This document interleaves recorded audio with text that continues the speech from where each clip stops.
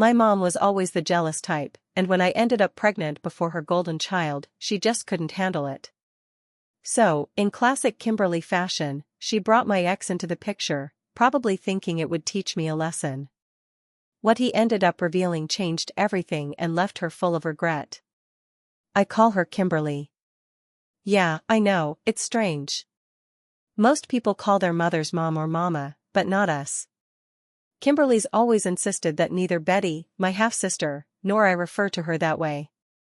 According to her, the word mom feels like something meant for someone older, someone more settled. And Kimberly's never been able to see herself like that. She said it more than once, being called a mother makes her feel old, like it's some burden she's not ready to carry. So instead of giving her a title that reflects our bond, we just call her by her name, like she's a neighbor or some distant aunt. Kimberly was still in high school when she got pregnant with me, and let's be real, it wasn't part of any plan. She and my biological dad, Donald, were just teenagers messing around, not thinking about the future. She's always described the pregnancy as a mistake, a word that's stuck with me more than I think she realizes. Kimberly and my dad were what you'd call high school sweethearts, but they were young and reckless, just two kids who didn't think twice before diving headfirst into something they weren't ready for.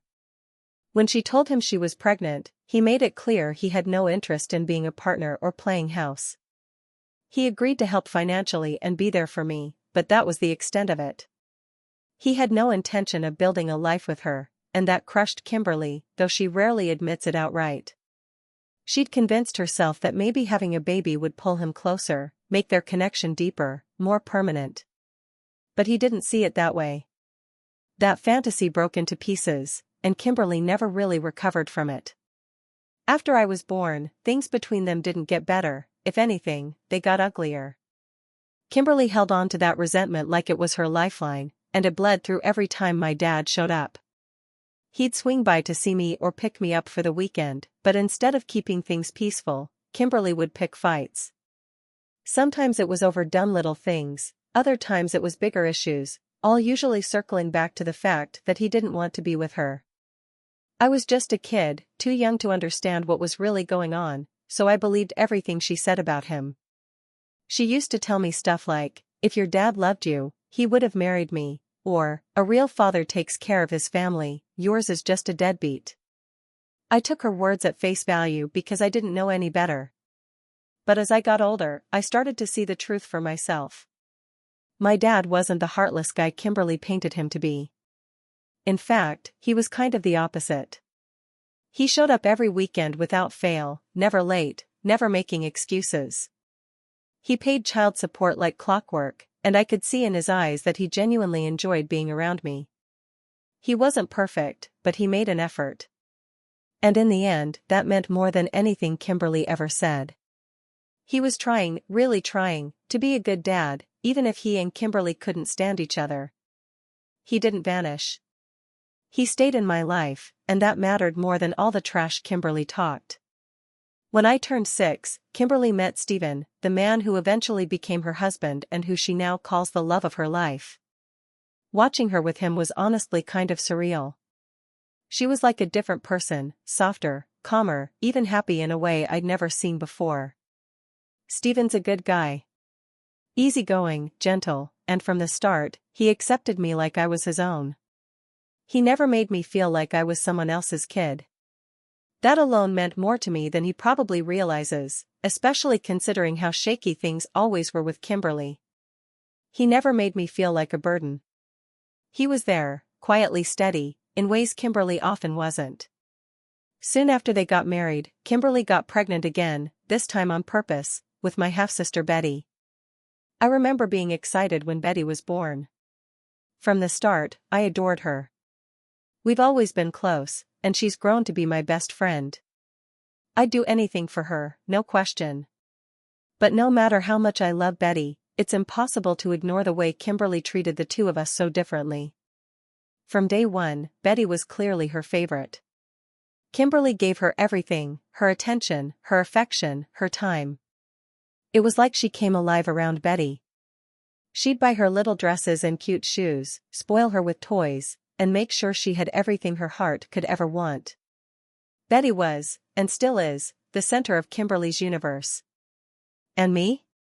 I was just kind of, there. An afterthought. Kimberly kept her distance from me, almost like I was a reminder of something she wanted to forget. Even when she did spend time with me, it felt forced, like she was just waiting for it to be over. The way she looked at Betty, you'd think she hung the moon. I never got that. Of course I was jealous. Who wouldn't be? I watched my little sister get the love and approval I had spent years trying to earn, and yeah, it stung. I tried to get closer to Kimberly.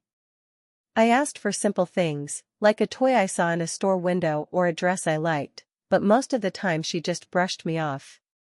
Sometimes, she'd hand me old clothes from my cousins and tell me I didn't need anything new, that it was a waste of money.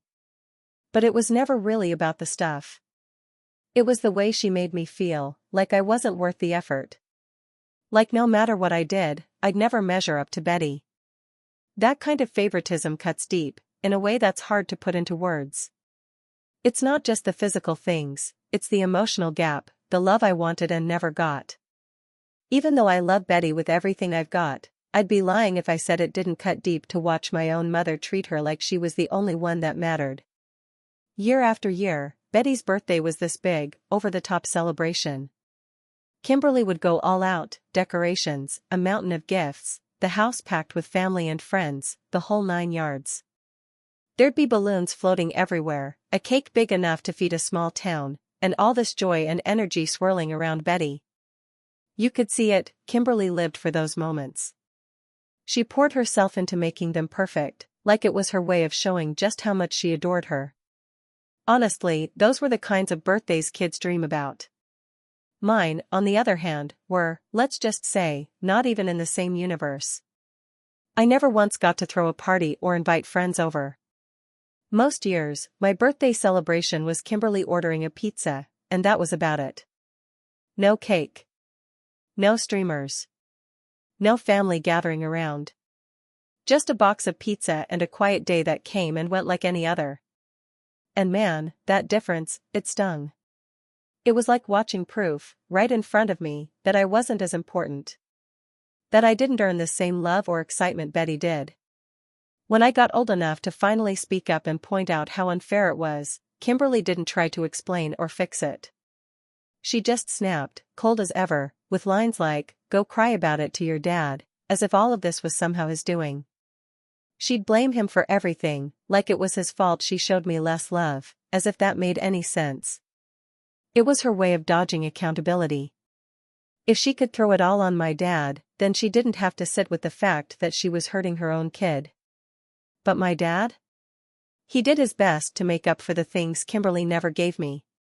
He knew birthdays mattered to me, how much I just wanted to feel special, even for a day. And every year, without fail, he'd be the first person to call me right at midnight and wish me a happy birthday. He'd bring me gifts, take me out to eat, do whatever he could to make me feel seen. He noticed it too, the difference in how Kimberly treated me compared to Betty, and it bothered him. I remember him trying to talk to Kimberly about it a few times. He wasn't aggressive, just wanted to understand why she couldn't treat us both with the same kind of love. But those talks never went anywhere. Kimberly would blow up almost instantly. She'd shut him down, yelling that he had no say in how she raised Betty because Betty's father, Stephen, was her husband, not him. To Kimberly, the fact that Stephen was Betty's dad somehow gave her an excuse to treat her better. Like my dad's presence in my life cancelled out any responsibility she had to love me the same. That kind of logic hurt in a way I can't even describe. It felt like I was constantly being punished for something I had no control over. When I left for college, that's when it really sank in, how little I actually mattered to Kimberly. If I'm being honest, it seemed like she was relieved to have me gone. The way she acted, it was like she could finally breathe now that I wasn't around. Calls from her were rare, and visits? Pretty much non-existent. When she did reach out, it felt more like she was checking off a box than genuinely wanting to know how I was doing.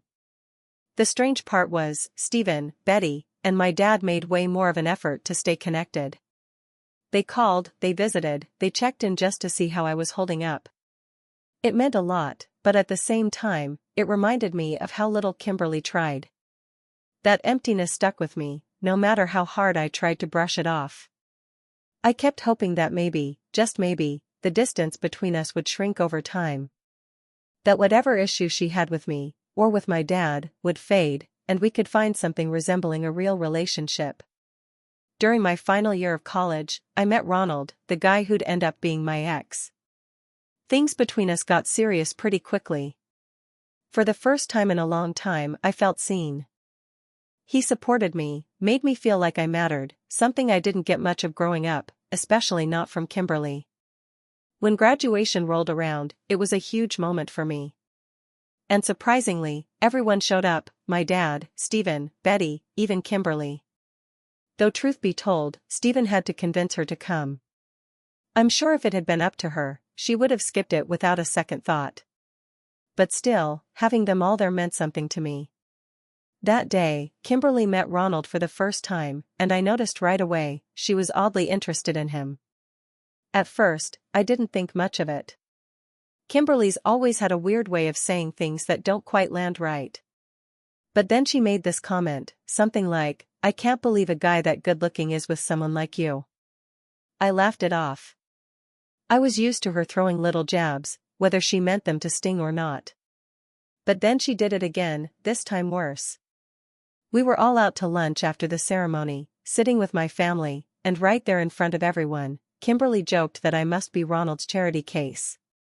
That one hit like a punch to the gut.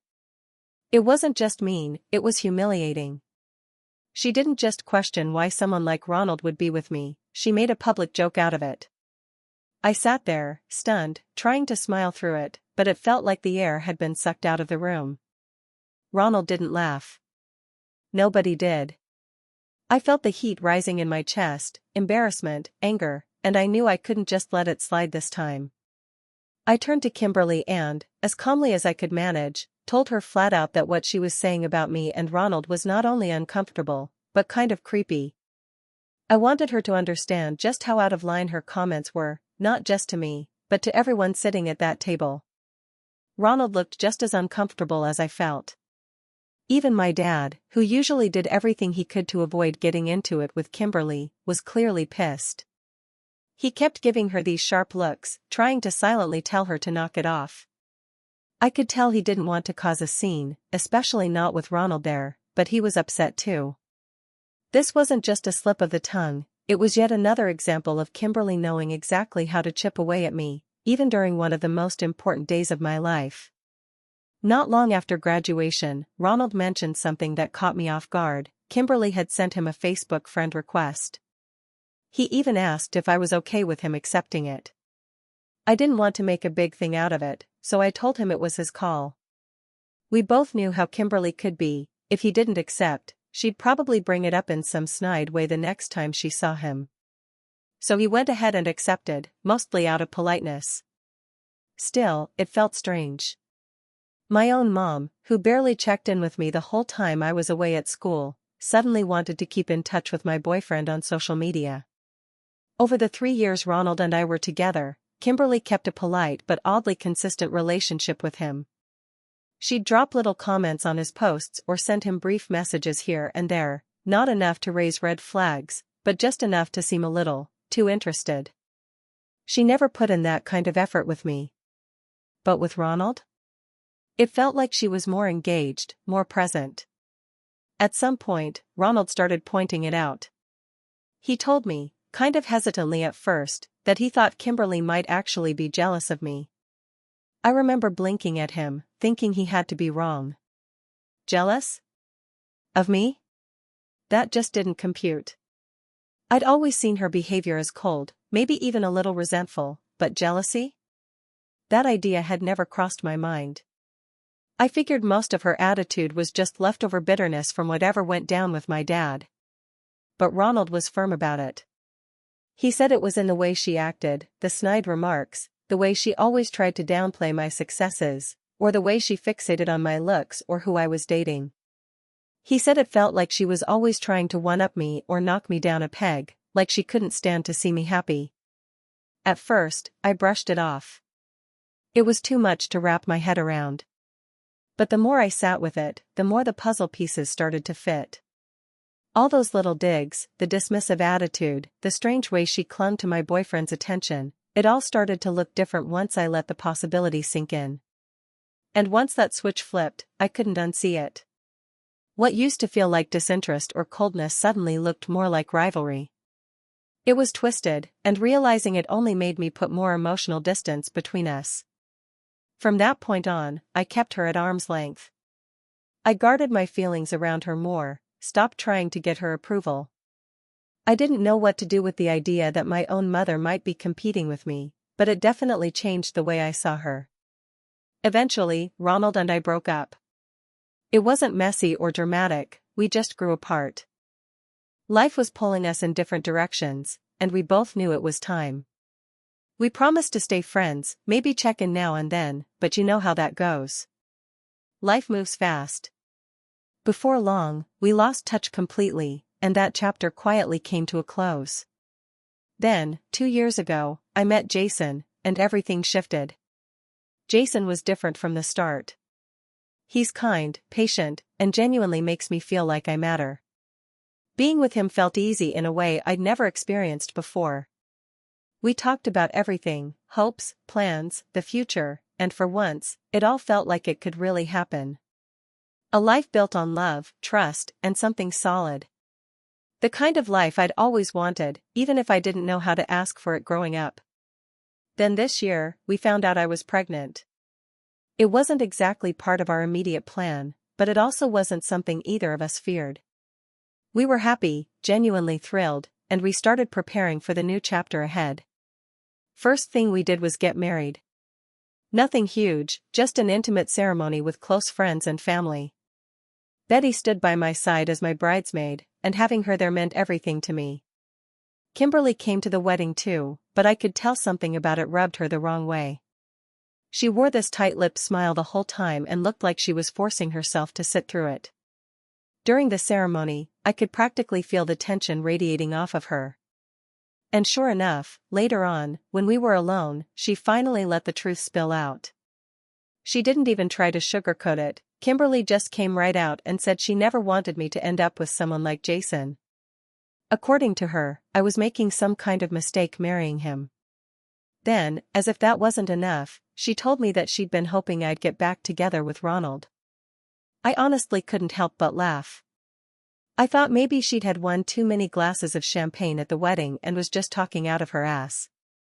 The idea that she was still hung up on my ex, while I'd moved forward and found real happiness with Jason, was ridiculous, so out of touch with reality that it felt almost comical. Still, even though I brushed it off in the moment, deep down, it hurt. It was my wedding day, one of the happiest moments of my life, and Kimberly couldn't just be happy for me. No, she had to twist it, criticize it, and make me feel like I'd fallen short of her imaginary standard once again. But this time I didn't let it ruin the day. I had more important things to focus on.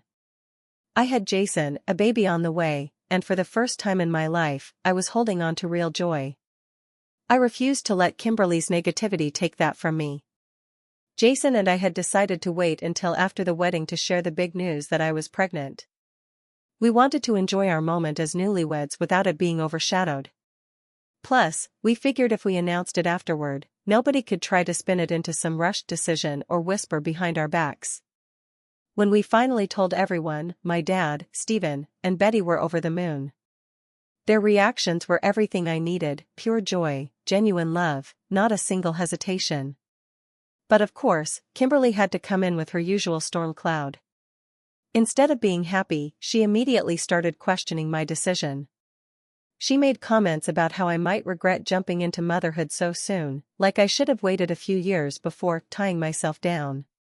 Her words stunned me. It felt like she was unloading her own baggage, her own regrets, onto me, like she couldn't separate her past from my future. And this time, I didn't just let it roll off my back. I stood up for myself in a way I never had before. I told her, calmly but clearly, that I wasn't her. I had no doubts about becoming a mom, and I would never regret having a child with the man I love. I reminded her that my life and my choices weren't up for debate, not anymore. After years of letting her walk all over me, picking apart everything I did, I finally pushed back. And I meant it. That's when Kimberly dropped the mask. She told me, point blank, that she never expected me, the daughter she'd always treated as second best, to be the one who got pregnant first. She said she always thought Betty would win. Like motherhood was some kind of race we were running against each other. Then she took it even further.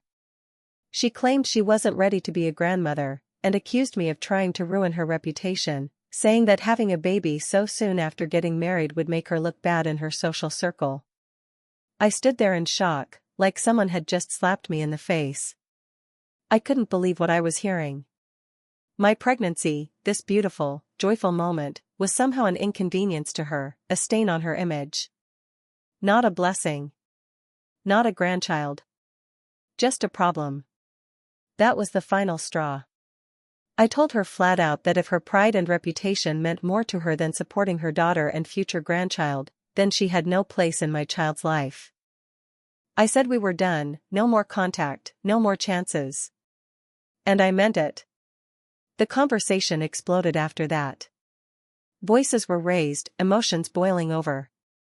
I ended up asking her to leave. I was shaking, but I knew it had to be done. Since then, Kimberly's been blowing up my phone with messages, trying to guilt-trip me, saying I overreacted, blaming pregnancy hormones for my response. She insists that, as my mother, she has every right to question my choices. That she was just being honest. She doesn't get it. Or maybe she doesn't want to. It's been a week now, and Kimberly's finally backed off, though not because of anything I said directly. Betty and Stephen stepped in. Apparently, they both told her point blank that she was being cruel and needed to let this go. That if she wanted to be a part of my life, or her grandchild's, she needed to change. And it worked, at least a little. Kimberly finally apologized. It wasn't a warm, heartfelt apology, but she did say she'd stop being negative about my marriage and the baby. I think, for the first time, she realized I wasn't bluffing. That I would walk away if I had to. Okay, buckle up, because what happened next, I never saw coming. 3 days ago, Betty threw me the most beautiful baby shower. It was everything I'd imagined. Sweet, simple, filled with love. Kimberly was there, too, but she seemed off the whole time. Nervous, like she was waiting for something to happen. I caught her glancing at the door more than once, like she was expecting someone. Then the doorbell rang. Kimberly practically jumped off the couch and made this dramatic announcement to the room: she had a surprise. I figured maybe she brought a gift or invited an old friend. Something mild. I never would have guessed what came next. It was Ronald. Yeah, that Ronald. My ex standing in the doorway, looking like he'd rather be anywhere else. Kimberly dragged him into the room like some weird prize, parading him in front of everyone as if it was the most normal thing in the world. I stood there, totally stunned. This was my baby shower, my day, and suddenly, out of nowhere, my ex was standing in front of me. I didn't know what the hell was going on. Then Kimberly, in classic Kimberly fashion, dropped the bomb. She smiled like she was proud of herself and told me she'd been talking to Ronald for weeks, trying to convince him to come here, to show up and give me a second chance. She actually said that.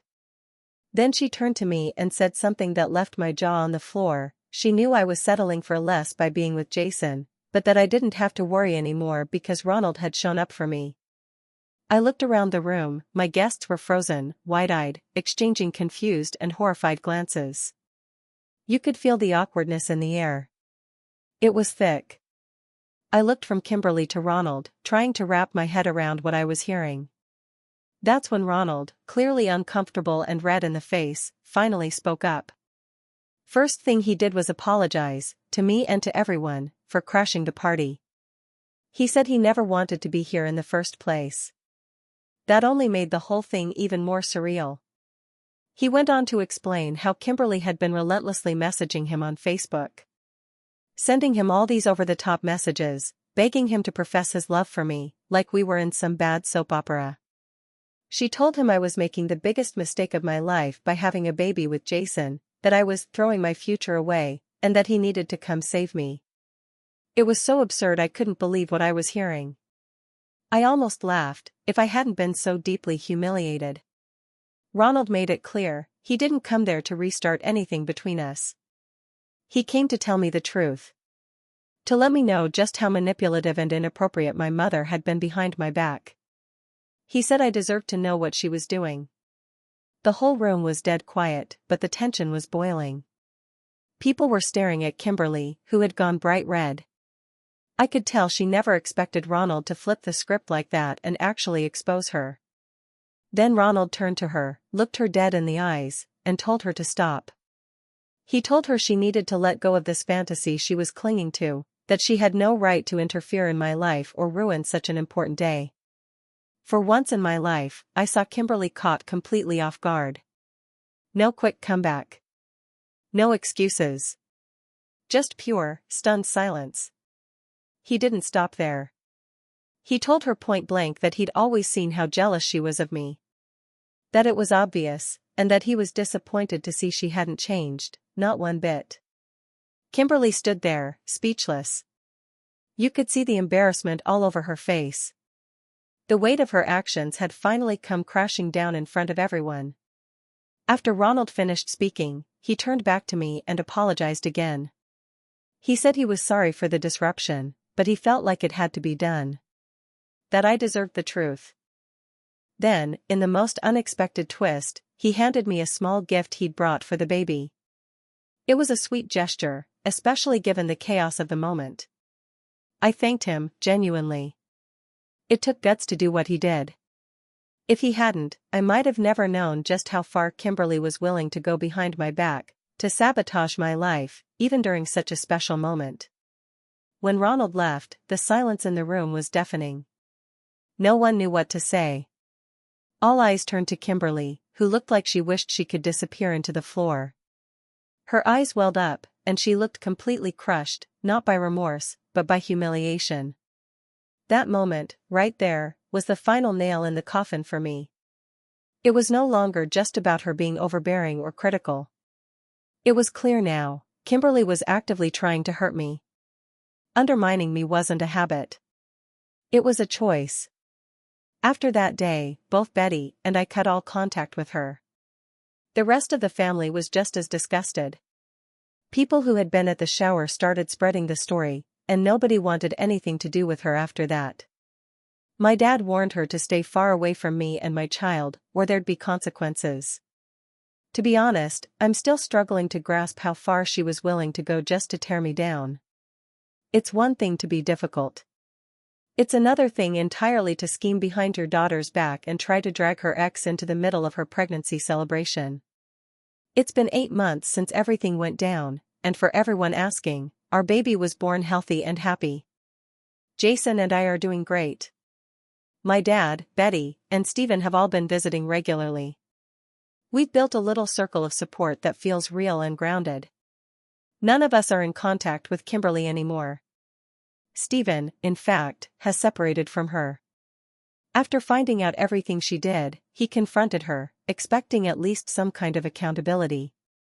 But she refused to apologize, kept trying to justify it, acting like she had done nothing wrong. That was the breaking point for him. Stephen told me he realized that if she could treat her own daughter with that level of cruelty and selfishness, there was no telling what she'd do to him or anyone else she claimed to care about. He saw who she really was. Her selfishness had no bottom, and he finally understood that he was better off without her.